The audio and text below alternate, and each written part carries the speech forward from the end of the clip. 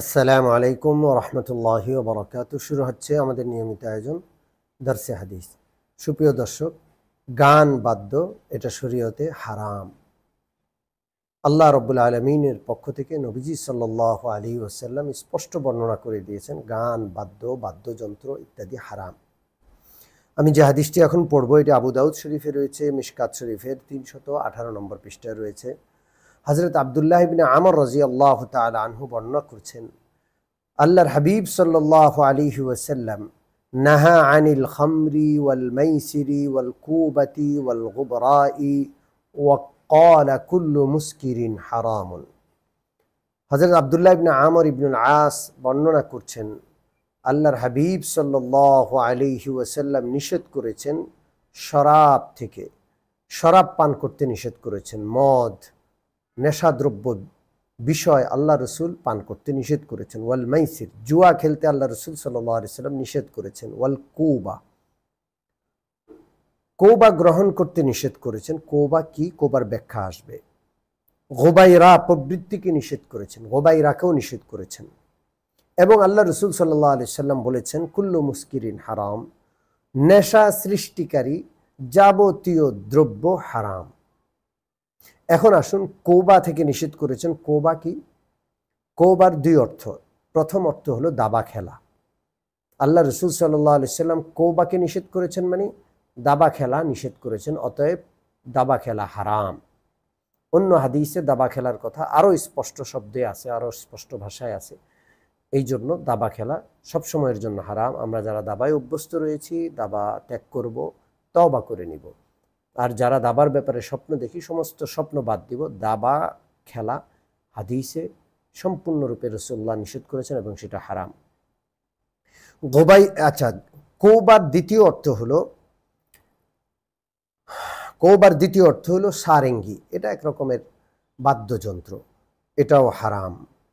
অথবা ছোট কোনো বাদ্যযন্ত্র যেটা তারা জাহিলি যুগে বাজাইতো, সেটা হারাম। এক কথায় সকল বাদ্যযন্ত্রই তো হারাম, এর মধ্যে কৌবা বিশেষভাবে উল্লেখযোগ্য। এরপর আল্লাহ রসুল এই হাদিসে গোবাইরা বলেছেন, গোবাইরাও হারাম।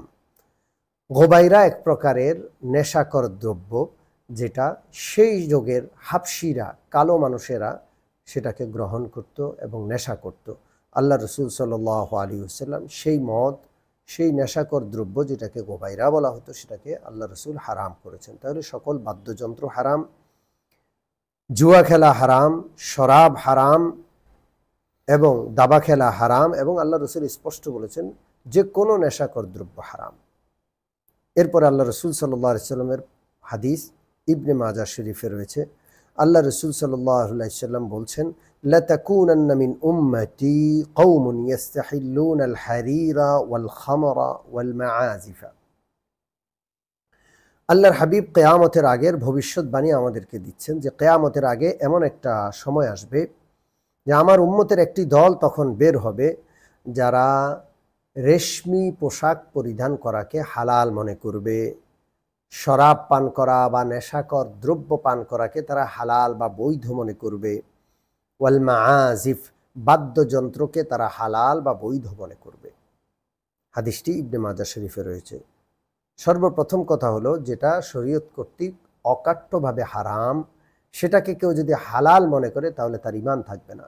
শরীয়ত কর্তৃক যেটা অকাট্যভাবে হালাল, সেটাকেও হারাম মনে করলে তার ঈমান থাকবে না। অর্থাৎ হালালকে হারাম মনে করা, হারামকে হালাল মনে করা, উভয়টাই কুফুরির শামিল। কিন্তু কিয়ামতের আগে এমন একটা সময় আসবে, আল্লাহ রসুলের উম্মত নিজেকে মুসলমান দাবি করবে এবং হারাম তিনটা বিষয়কে তারা হালাল মনে করবে। এক নম্বর হলো রেশমি পোশাক তথা সিল্কের পোশাক, দুই নম্বর হলো শরাব, নেশাকর দ্রব্য, তিন নম্বর হলো বাদ্যযন্ত্র।